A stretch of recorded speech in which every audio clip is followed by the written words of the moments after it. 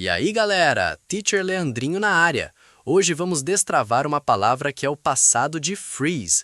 Sabe quando algo congela ou simplesmente para de se mover? A gente diz froze.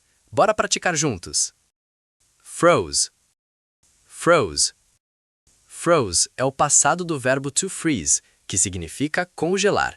Pode ser usado para comida, água ou quando alguém fica paralisado de medo ou surpresa.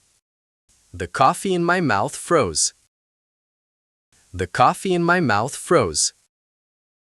Those people froze when they saw the hideous ship. Those people froze when they saw the hideous ship.